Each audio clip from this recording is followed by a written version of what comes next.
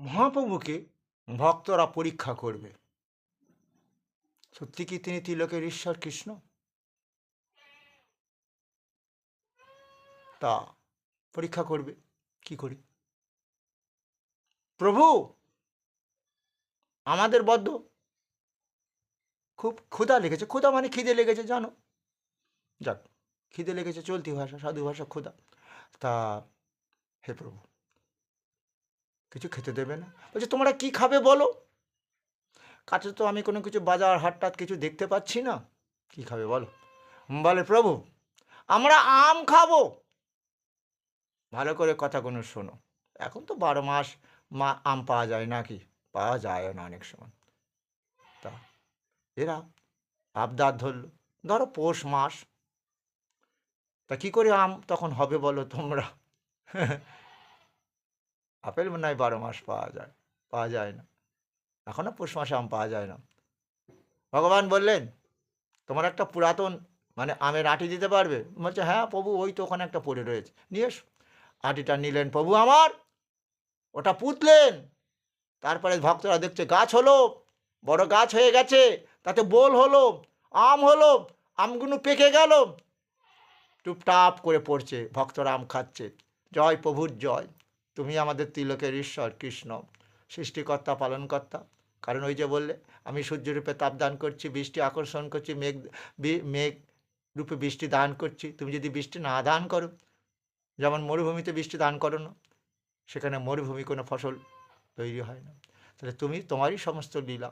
তাহলে আজকে তুমি আম গাছ সৃষ্টি করলে, এবার সেই আম ফল তৈরি করে তুমি আমাদের দিয়েছ, খাওয়াচ্ছ। এবারে বুঝতে পারলাম তুমি তিলকের ঈশ্বর কৃষ্ণ। তখন এই ভক্তরা সেদিন থেকে না মহাপ্রভুকে আর সাধারণ মানুষ চিন্তা করতো না। বুঝতে পারলে? এখানে কোরআনের একটা সুন্দর বাণী শোনাচ্ছি তোমাদের। এই যে বুঝতে পারছো, কোরআন আর পুরাণ আলাদা নয়, ব্যাখ্যা করছে, যেটা আমার গৌরাঙ্গ মহাপ্রভু তোমাদের বলেছিল কথাটা কাজীকে। তা শোনো, আর যখন আমি অর্থাৎ হযরত ঈশার সঙ্গীদের অন্তরে নির্দেশ দিয়েছিলাম যে আমার রসুলের উপর বিশ্বাস স্থাপন করো, তারা বলেছিল, কি বলেছিল? আমরা বিশ্বাস করলাম, তুমি সাক্ষী থাকো যে আমরা বিশ্বাসী।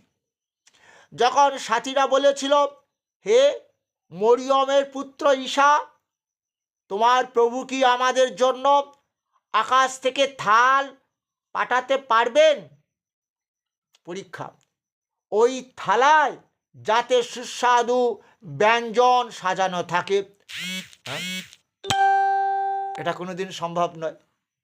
সেই আকাশ থেকে থাল পাঠাবে, সেই থালাতে সুন্দর ব্যঞ্জন, ব্যঞ্জন মানে বুঝেছো, ভাত ডাল তরকারি, সুন্দর রন্ধন। এটা সম্ভব কি? বিশ্বাস করতে তোমরাও পারছো না, না? শোনো, যেমন এই মহাপ্রভুর ভক্তরা সেদিনকে বিশ্বাস করলো, যখন আম খেতে চাইলো, পরীক্ষা করলো, ঠিক এদেরও তাই হলো। দেখো, ওই থালায় যাতে সুস্বাদু ব্যঞ্জন সাজানো থাকে। ঈশা বলল, আল্লাহকে ভয় করো যদি তোমরা বিশ্বাসী হও, আল্লাহ সব পারে। তারা বলল, আমরা চাই আমাদের অন্তরের প্রশান্তির জন্য কিছু খাবার খাবো, আর জানবো যে তুমি আমাদের কাছে সত্য বলেছ এবং আমরা তার সাক্ষী হব। সবই আল্লাহ মালিকের সৃষ্টি, দেহটাও আল্লাহ মালিক সৃষ্টি করেছে, দেহটা পালন করছেন তিনি। নদীতে জল দিচ্ছেন, বৃষ্টি দিচ্ছেন, ফলমূল তৈরি হচ্ছে ধরিত্রী মাতার বুকে। তোমরা কি বলো আমি জানি না, আমাদের হিন্দুদের বলে ধরিত্রী মাতা। যাই হোক, তাহলে কি হলো? মরিয়মের পুত্র ঈশা প্রার্থনা করল, হে আল্লাহ, এরা তোমাকে বিশ্বাস করে না। হে আমাদের প্রভু, তুমি আকাশ থেকে আমাদের জন্য একটি থাল পাঠাও, যা আমাদের জন্য এক উৎসব হবে। উৎসবে যেমন সবাই মিলে এক থালায়ও দেখবে অনেক খাদ্য আছে, সেই খাদ্যটা সবাই কি করছে? ভাগ ভাগ করে খাচ্ছে, একটা থালা। হ্যাঁ, বুঝতে পারলে? কোনো উৎসবের সময় এটাই হয়। আচ্ছা, ঠিক আছে। মুসলমানদের মধ্যে। আমাদের হিন্দুদের মধ্যে আবার পাতা পেতে দিয়ে দেয়, নাহলে আমরা বলবো ওটা এঁটো হয়ে গেছে। একজন যদি ওটা হাত দিয়ে ছোঁয় বা খায়, এক হাতে খাচ্ছে আবার হাত দিলে তাহলে এঁটো হয়ে যায়। তো মুসলমান ভাইদের মধ্যে হয় না। কারণ আমার মাস্টারমশাই, হ্যাঁ, মাস্টারমশাইয়ের নাম হলো রহমতুল্লাহ, নটনি স্কুলের মাস্টারমশাই। আমার বাড়ি দেপাড়া, অশোকনগর থানা, হ্যাঁ, উত্তর 24 পরগনা। তা তা মাস্টারমশাইয়ের মানে আমার কী বলবো, মাস্টারমশাইয়ের স্ত্রী, আমরা বৈষ্ণব বলি মাতাজি, হ্যাঁ মাতাজি। তখন দেখলাম আমার পাতেও দিচ্ছে ওই একটা ধরো বিরিয়ানি বা এসব কিছু এসব এরকমই জাতীয় জিনিস দিচ্ছে। আমার পাতেতে হাতাতে লেগে আছে, সেটা আমার পাতে ঠুকে দিচ্ছে। আবার একজনের পাতে গেল, সেটাও সেই তার হাতাটা তার পাতে ঠেকে দিল। এই যে জিনিসটা বুঝতে পারলাম, এরা কিন্তু সবাই চিন্তা করে আমরা সবাই আল্লাহ মালিকের সন্তান, এঁটো ফেঁটো মানি না। সবাই দেহের মধ্যে আল্লাহ মালিকের সৃষ্টি আত্মা আছে, আমরা সবাই মুসলমান। যাই হোক, খুব দারুণ জিনিস। আচ্ছা, আমাদের হিন্দুদের মধ্যে আবার এঁটো বিচার করি, আলাদা করে পাতা দিই।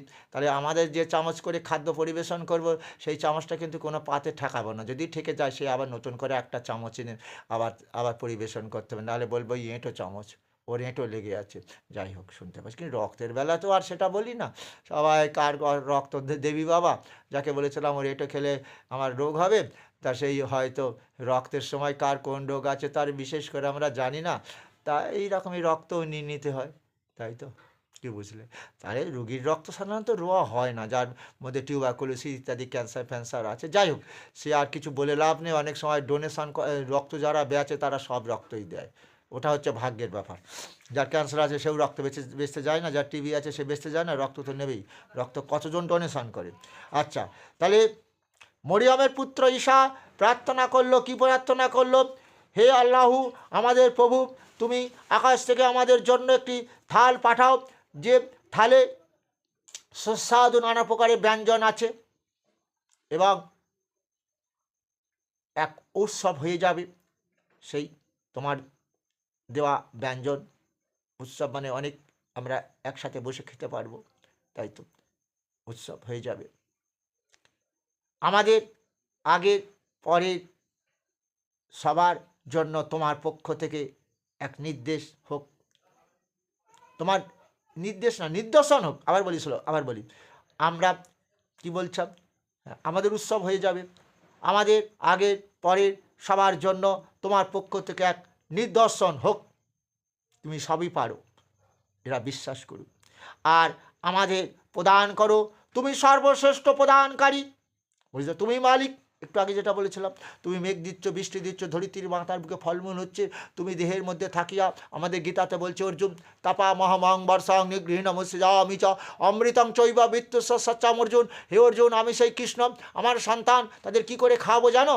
গতি ভর্তা প্রভু সাক্ষী নিবাস শরণং শ্রীদ প্রভাব প্রলয় স্থানম নিধানম বিজম্বম। আমি কৃষ্ণ সূর্যরূপে তাপ দান করি, কি বৃষ্টি দান করি, অর্থাৎ সূর্যের তাপে জলীয় বাষ্প হয়, সেটাই মেঘ সৃষ্টি হয়। মেঘ থেকে জলীয় বাষ্প হলো, মেঘগুলোই তো জলীয় বাষ্প, যেটা সূর্যের তাপে জলীয় বাষ্প মানে তাতে ধূলিকণা মিশে মেঘ আকারেই আবার সেটাই বৃষ্টি হয়। তো সেটা তো আমি দিই, কেন দিই? সুতরাং সুফলং শস্য শ্যামলং, এবং ধরিত্রীর মাথাকে বুকে বৃষ্টি দিলাম, ধরিত্রীর মাথা ফলে মূলে ভরে গেল, আমার সন্তান খাবে। অহম বৈশ্বানর ভূত্তা প্রাণিনাং দেহমাশ্রিত, প্রাণ অপান সমাযুক্ত পচমান্নং চতুর্বিধম। খেলে তো হজম করতে হবে, হজম না করলে 7বার 8বার পায়খানা করলে ডিহাইড্রেশন হবে, মরে যাবো তো আমরা। ভগবান বললেন, আমি জঠর অগ্নিরূপে ওই দেহের মধ্যে থাকবো অর্জুন। আমার সৃষ্টি 4 প্রকারের খাদ্য করলাম, ধরিত্রীর মাতার বুকে চর্বচূর্ষ লেজ্জ পেয়েও তো কোনো খাদ্য চিবিয়ে খাচ্ছ, দাঁত উঠে গেছে কিন্তু দাঁত ছিল না, পেয়েও খাদ্য খেয়েছো। মায়ের স্থানে দুধ দিয়েছি, দুধ খেয়েছো, মায়ের দুধ ফুরিয়ে গেছে, কমে গেছে, তখন গাভী মাতার দুধ খাচ্ছ। সনাতন ধর্মের লোকেরা এই জন্য গাভী মাতাকে পুজো করে। যাই হোক, আমি কিন্তু অন্য কথা আর কিছু কথা বলবো না, এখানে ইতি দিলাম। আচ্ছা, এরপরে কি হলো? ছেলের আরও দাঁত উঠে গেছে, আপেল খাচ্ছে, পেয়ারা খাচ্ছে, চিবিয়ে চর্ব খাদ্য, চুষে খাদ্য, সর্বেতি লেবু চুষে খায়, চিবিয়ে খায় না। কি দারুণ সৃষ্টি ভগবানের, দেখো। আবার অর্জুন, চেটে খাও, বলো, আমের চাটনি ভাতের মতো খাও নাকি, চেটে চেটে খাও, হরে কৃষ্ণ। তাহলে ভগবান এটা বলেছেন, আল্লাহ মালিক সেটাও কোরআনে এটাই বলছেন। কি বলছেন? যে আমি অবশ্যই এই থাল তোমাদের পাঠাবো, কিন্তু তারপর তোমাদের মধ্যে যে অবিশ্বাস করবে তাকে আমি এমন ভয়ানক শাস্তি দেব, যারা পৃথিবীর আর কাউকে দেবে না।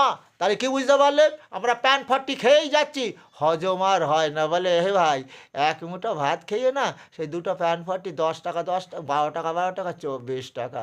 এ বাপ আর খোকা এনে দেয়, স্বামী এনে দেয়। এ তো স্বামীরও তো সেই একই রোগ, সেও তো এক মুঠো খেয়ে আর সেই গ্যাস। কি বুঝতে পারলেন?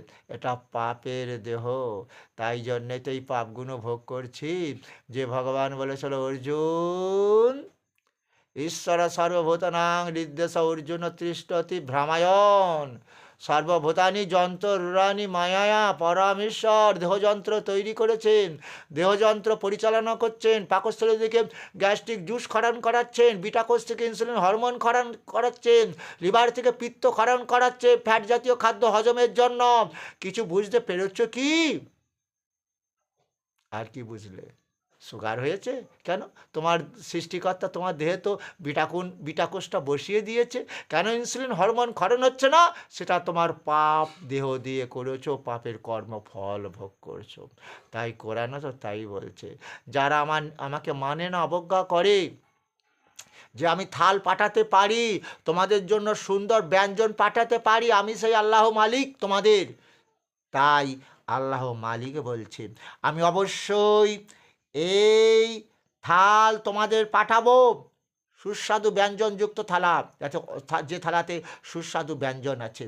কিন্তু তারপর তোমাদের মধ্যে যে অবিশ্বাস করবে, হ্যাঁ, আমি পাঠাইনি, আমাকে যারা মানছে না, তাকে আমি এমন ভয়ানক শাস্তি দেব যা সারা পৃথিবী আর কাউকে সারা পৃথিবী আর কাউকে দেব না। কিছু বুঝতে পেরেছ? তাহলে কোরআনের ভক্ত হয়ে যাও, হিন্দু ভাই গীতার ভক্ত হয়ে যাও, কৃষ্ণ ভক্ত হয়ে যাও। এই জন্য সহজ উপায়, হরে কৃষ্ণ বলো, হরে কৃষ্ণ হরণ করব আমি তোমাদের পাপ। যেটা গীতায় বলেছিলেন, সর্বধর্ম পরিত্যাজ্য মামেকং শরণং ব্রজ, আমাকে আশ্রয় করো, বিশ্বাস করো, সব ধর্ম ত্যাগ দাও, দিয়ে আমার ধর্ম পালন করো। আমার ধর্ম কি জানো? কাম ক্রোধ লোভ দেহ দিয়ে ত্যাগ দাও। আমার কাছে ওই যে তোমরা চাইছো না, কি চাইছো বলো? ওং মাতা লক্ষ্মী স্তব্যং সর্বভূতানাং নমস্তে বিশ্বভাবিনী দেহি পুত্রং ধনং দেহি। পুত্র চাইছো তো? ছেলে মরে যাবে বা আমি মরে যাবো, ছেলে পিণ্ড দেবে, আর ওই ধন দৌলত চাইছো তো? ওগুলো তোমার সাথী হবে না। অনেক সময় যাদের পুত্র নেই, তাদেরও তো সাথী হয় কি? ওই হরি নাম আশ্রয় করে দেহ পাপ মুক্ত করো, এই কৃষ্ণ ভজন করো, গীতা পড়ো। কে কৃষ্ণ? হরিনাম করবো কেন? বুঝতে পারলে? ভজ কৃষ্ণ বলো কৃষ্ণ লহ কৃষ্ণ শিক্ষা। আরে তোমাকেও বলছি, সেই আল্লাহ মালিক, বিশ্বাস করো আমাকে, আমি সব পারি। তোমাদের জন্য সুস্বাদু থালও পাঠাবো, যাতে সুন্দর সুন্দর ব্যঞ্জন আছে। কিন্তু আমাকে যারা মানে না, বিশ্বাস করে না,